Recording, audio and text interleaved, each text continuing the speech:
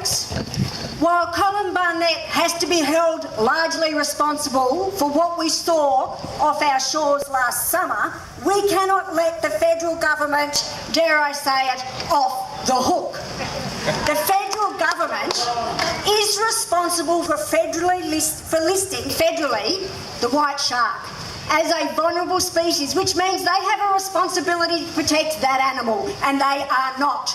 They think they have washed their hands now of this issue with Colin Barnett's serious threat guidelines. Well, we cannot let them think they have washed their hands of this issue, because they have not. And tomorrow, when I return to the Senate, I'll be tabling a motion reminding them of that fact. A motion that reminds them that the serious threat guidelines could end up taking more white sharks than the Cull, the drum lines that we saw just off this beach last year. We need to remind him, the Minister for the Environment, Greg Hunt, that he has a responsibility, that he cannot allow the serious threat guidelines to go ahead without assessment.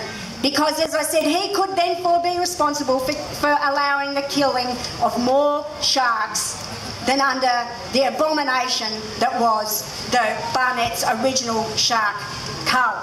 We will be calling on the Senate to once again condemn the approach that the WA government is taking to our sharks. We will also be calling on him never to allow an exemption under the serious threat guidelines again.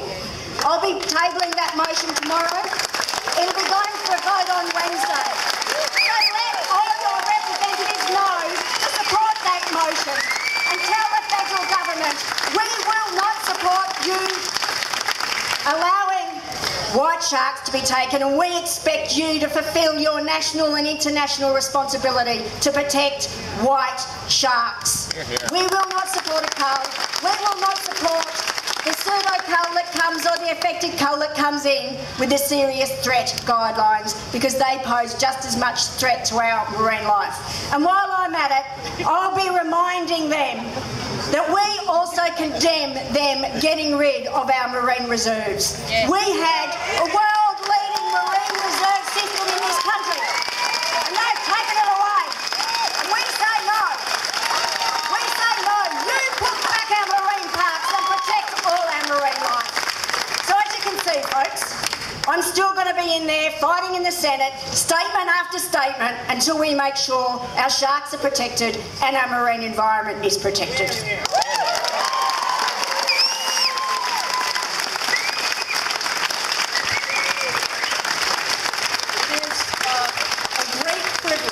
To campaign alongside Senator Siewert. And I want to acknowledge Dave, because in the Parliament, Dave has been the voice in the lower house against this policy, and I hope you know now that I have been your voice in the upper house. Just imagine what it had been like.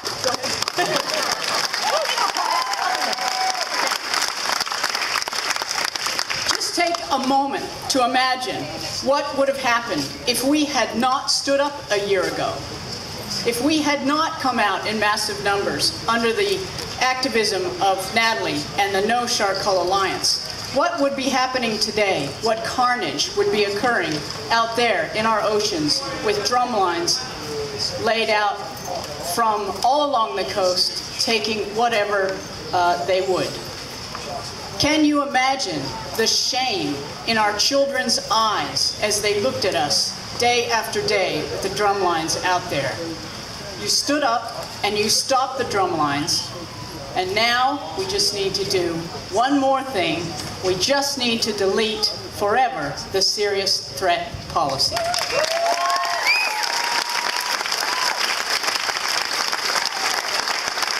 Now, we stood together at that time. We stood together out on the beaches, and I've gone into the Parliament, and I had to take that argument up to Colin Barnett, who was a little bit surprised that anybody stood up for the sharks, I can tell you. So when we took that argument to Barnett, I gave him a little bit of a spelling lesson. And this is the approach that we took. And you might be able to help me with this. R-E-S-P-E-C-T. Tell me what it means to me. R-E-S-P-E-C-T. What does that stand for, Barnett? First of all, research. We had the research. You've heard Jill St. John. It is not hard to find out that scientifically there is no reason to kill sharks. In fact, as Senator Siewert knows full well, they need to be protected. So first of all, we did our research, and we showed Barnett what that research means. And what did he do? He did some research of his own, as Jeff Hansen told you earlier, and he asked the people, what do you think? Do you think it's a good idea? And unanimously, almost, but bar one Margaret River Surf Club guy, said, no, it is not a good idea. And what did he do with that research? He buried it. He buried it until we FOI'd it. And when we FOI'd it, we told the people, guess what? Not only do all the scientists and all the academics and all the conservationists believe that we shouldn't kill sharks, but the people don't think it should be done either. And we brought that out in the Parliament, and we had to do it using our powers as parliamentarians. And isn't that crap? Because what is it that our government's supposed to do but use good scientific research in their policies? So that wasn't hard, eh? We did the research. Then, the environment. Well, it's not hard to understand, as Natalie's told us, how important the sharks are to the environment. So we just brought that up, and we said, hey, if you do this to this shark, you're going to impact the entire ocean. Then you looked at the science, and all the science fed into the reasons to not cull sharks. In fact, they would cause an imbalance. In fact, scientifically, it is not proven that if you remove a shark, it reduces the risk at all of a shark attack. You take out one shark, another shark could come in. So there was no scientific evidence, and in fact, scientifically, we have taken that to the EPA now and said the EPA scientifically decided the drum lines were a bad idea, and we want them now to scientifically assess whether the serious threat policy is a good idea.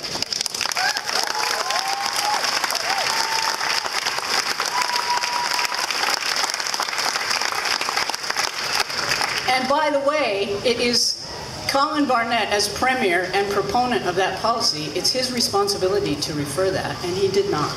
And that is shameful. And then I want to finish out with my spelling. I had to check my notes. P. P is what we're doing now. We are protesting, and we are not just protesting today, and we did not stop after the first rally. We have been consistently protesting, whether it's down in Warnborough, or down in Margaret River, or whether it's you writing a letter to the paper, or whether it's you talking to your friends about how silly it is to kill sharks. We have been protesting, and that voice made a difference, and I respect you for that.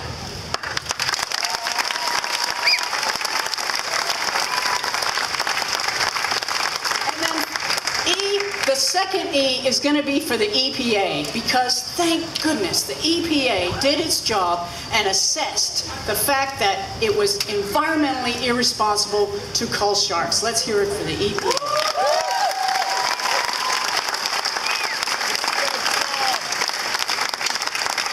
Now the C, I was going to go with crustaceans, but it's hard for me to say. So, it means whales, the whale family, shark. It's hard for me to say. So I went with creative alternatives. And those are the alternatives that we have had to demonstrate. That a man who lives in my electorate in Coburn had to mortgage his house to demonstrate that there are non-lethal shark barriers that you can put up. Now, hands up. How many people have now talked to their neighbors and have now seen those plastic square shark barriers that can protect our swimmers and cannot kill any animals? Have you seen it? That is a creative alternative that Western Australians... What, sorry? It's just behind you. Oh, there it is. Oh, and here's an example. That is a creative alternative that West Australian innovation and ingenuity and sheer guts.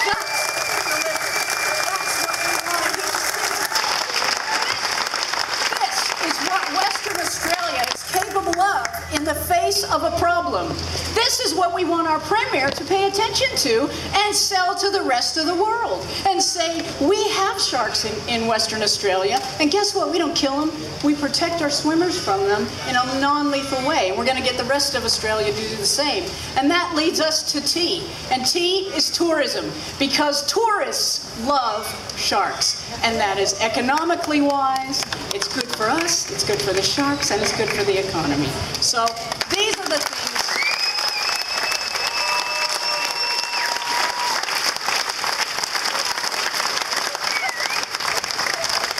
If you ever need to spell it out, I suggest you start with respect. And I want to thank the guy who brought this sign, because I was expecting this sign here. This is my favorite sign.